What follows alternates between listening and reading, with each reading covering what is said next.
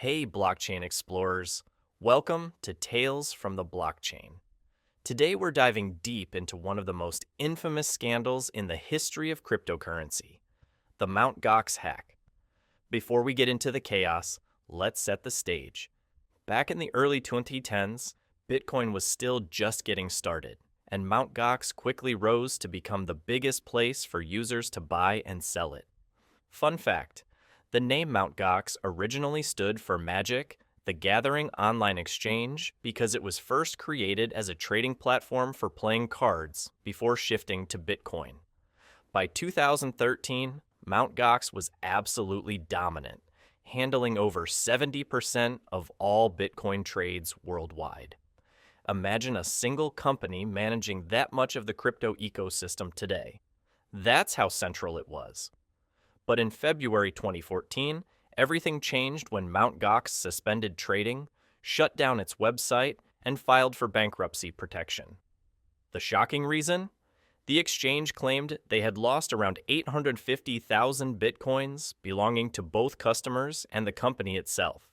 At the time, the value was over 400 million, and today, those missing coins would be worth tens of billions. This sent shockwaves through the global cryptocurrency community, sparking panic selling and leading many to question whether Bitcoin, or crypto in general, was too risky to survive. But how on earth could the largest Bitcoin exchange in the world lose that much money without noticing? Let's dive into exactly how the hack played out and what went so very wrong inside Mt. Gox. To understand how Mt. Gox got hacked, we need to look at its rapid growth and weak infrastructure. Mt. Gox was founded in 2010 in Japan and quickly became the go-to place for trading Bitcoin as its popularity exploded worldwide. However, the company wasn't really prepared for the scale of traffic and responsibility it took on. Its software wasn't robust, and its management wasn't deeply experienced in security. Hackers took advantage of these weaknesses early on.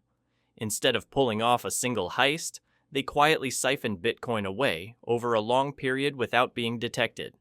A major vulnerability was how Mt. Gox handled transaction malleability, a quirk in Bitcoin's early design that allowed attackers to trick the system into thinking withdrawals hadn't been processed when in reality they had.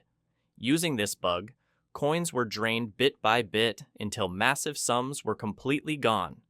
By the time Mt. Gox leadership realized what was happening, customer balances didn't match the actual coins they held. But security wasn't the only issue. The company also lacked transparency and proper accounting systems to detect irregularities quickly. Employees later revealed that internal tools for tracking funds were a mess, making it nearly impossible to properly reconcile accounts. This meant hackers could continue exploiting the system for months, possibly years, before the problems were uncovered. When news broke in 2014, Mt. Gox initially tried to downplay it, but leaked documents revealed the enormous losses. It wasn't just a hack. It was systemic negligence and a failure to safeguard user funds. This soon snowballed into full-blown crisis mode and an unprecedented collapse of trust across the crypto space.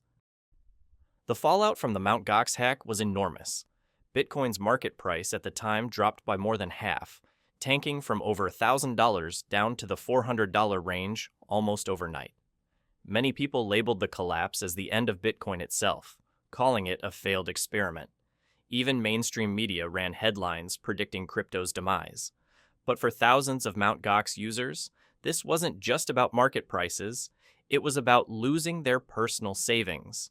Some individuals lost life-changing sums of money they had stored on the platform. Then came the legal battles. Mark Karpeles, the CEO of Mt. Gox, became the face of the scandal. Prosecutors in Japan accused him of mismanagement, negligence, and even possible fraud. He spent months in custody and faced years-long trials. While he was acquitted of embezzlement, he was convicted of manipulating exchange data. Meanwhile, creditors and victims entered what turned into a painfully slow bankruptcy process.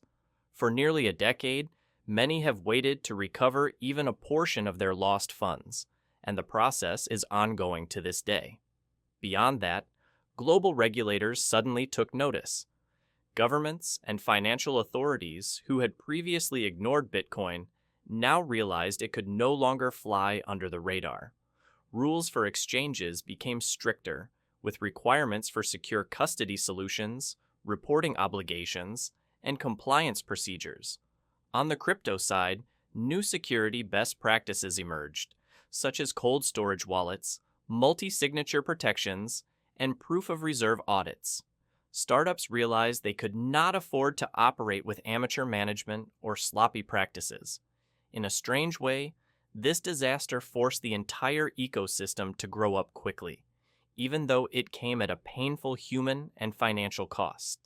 So, what lessons should crypto fans, old and new, take away from the Mt. Gox saga? First and foremost, never leave your coins sitting on an exchange for long-term storage. Remember the golden rule: not your keys, not your coins. Crypto was designed to empower individuals with self-custody, but that power also comes with responsibility. Mt. Gox proved that even the biggest and most popular platform can fail spectacularly.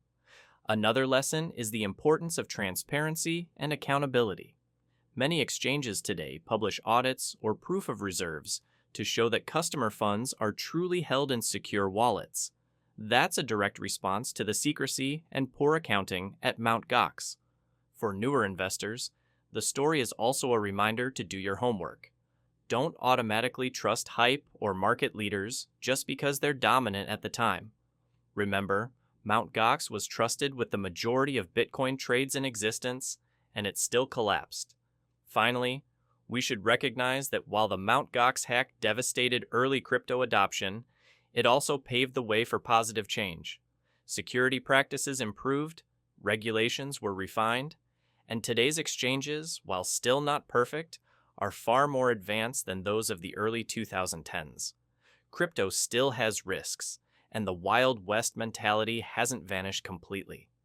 But thanks to hard lessons like Mt. Gox, the industry has matured.